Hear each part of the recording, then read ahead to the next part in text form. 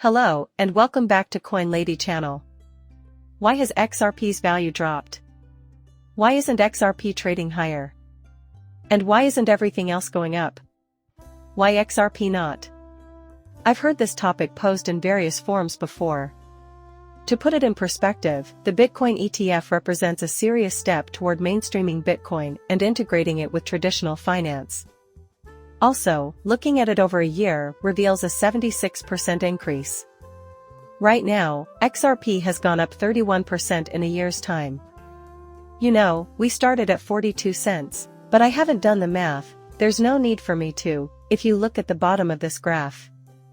After you calculated up to 82 cents, we moved on to the monstrous event, which is likely to be comparable to Bitcoin at 22,000, up to 40, or whatever. Rounding mistakes may be somewhat different or simpler, though. Since its momentous occurrence, Bitcoin has been heading downwards, indicating that now is not the right moment to buy.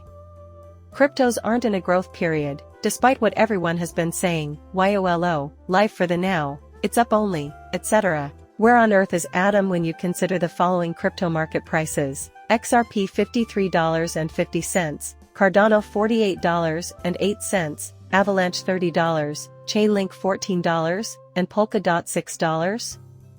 Here it is, number 23, for less than $10, together with a plethora of wonderful coins, Optimism. $2.99, just hang in there until the bull run hits you with some hope. That's when this item will really shine. The time is not yet right. We must wade through the mud and mire. There will be false beginnings, and we will believe that our moment has come. However, all hesitation will disappear once this base takes flight. And XRP, along with many of the other cryptocurrencies you're enthusiastic about, will perform just fine. Now is the moment to wait for XRP to finish its run, since it did so before the market as a whole. The other markets will continue their little run, but that is beside the point. This bull run will just revert to its previous pattern till it rips and roars. When it happens, you will know without a shadow of a doubt. You only need to wait. What you need to keep in mind is that premium cryptocurrencies will succeed if you let this grow. You are under no obligation to participate in these minor disputes. Would you recommend this coin over that one? Have you any high-quality assets? If such is the case, you will amass vast wealth. It was a toss-up between BNB, because of all the Binance issues, and XRP, if I were a betting man, which I am, in this situation. Given Ethereum's present market value of $2,300 per coin or XRP's current price of 53 cents, I'd wager that XRP will do better during the impending bull run. The starting point is here. I am not predicting a bigger market valuation for XRP, but I am predicting that it will outperform Ethereum. However, until we reach that point, I believe it will perform better in terms of percentage increases. Next on the agenda. You only need to be patient. There are many great assets available, including premium crypto assets. Put it out of your mind. Personally, I'd tell you that. At the Coinbase and Binance hearings, you made a valid argument, dude.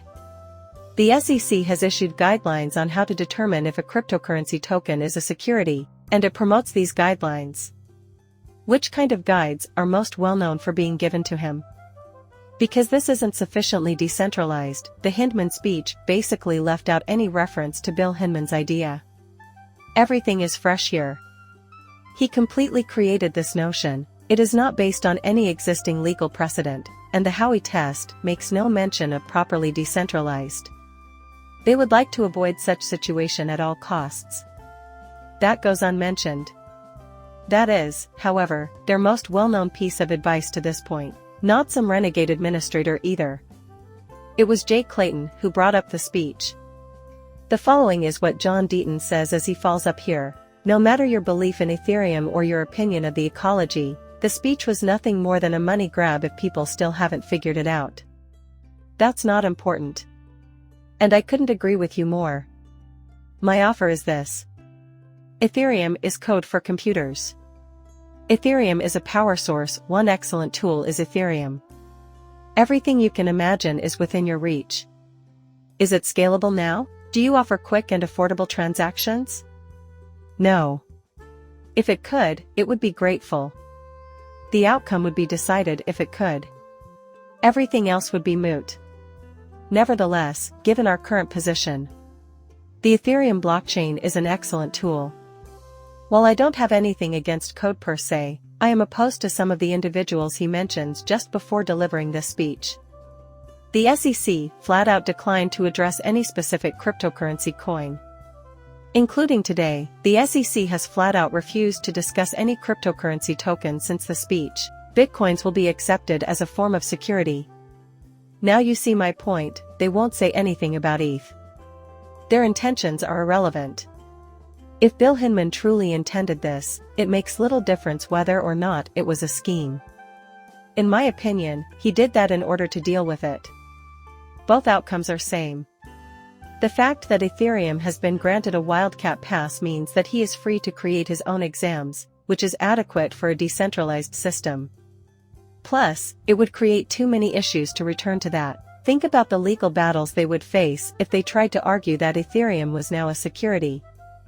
I mean, there are recordings of Fin claiming that this is the cryptocurrency paradigm, that this is the model of decentralization. In order to avoid being a security risk, one may ask how Ethereum would handle a similar circumstance in the future. What chance do they have of suing Ethereum? They could mention a shift, like upgrading to 2.0 and staking, or something similar. It would be a major issue in the grand scheme of things. Also, since Bill hadn't given his speech, more items have been developed on Ethereum now than there were before. Therefore, they will insist that all the things Bill said have really improved, regardless of whether you choose that path or not. He achieved it, and now we're worried about our safety. As a result, the SEC will likely never take that approach. Also, XRP, Solana, or any other cryptocurrency will surely go unmentioned. You can say they have a stranglehold on the regulatory market. The market capitalization reflects this as well. There are several competent Layer 1 smart contract currencies available that can accomplish more and more of what Ethereum can, but they don't receive the same level of attention. You see, the SEC isn't exactly going to be pounding on my door if I put money into Ethereum or build on it. That is the truth. Fidelity permits Bitcoin and Ethereum to trade when you ask why. The reason is because Bitcoin is not a security. Regarding that, the SEC will not change its mind. We also believe that they will probably not pursue theory due to their involvement with Corfin. Looking down on us from above, okay, I get it. This must be corrected. I'd become really upset because of that. Because Cardano is also suffering, it ought to be treated equally when Charles Hoskinson discusses this matter. We should not be at a disadvantage in this situation, according to this view. This isn't about a speech by Bill Hinman, rather, it should be about which blockchain has the most practical use case and can actually create value. The SEC has done very little for cryptocurrencies thus far, with the exception of maybe an exchange-traded fund, ETF, for Bitcoin. They should address this.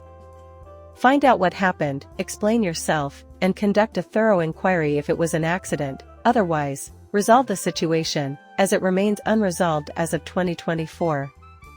In the comments, please share your thoughts. Please subscribe and like as always. See you soon, bye.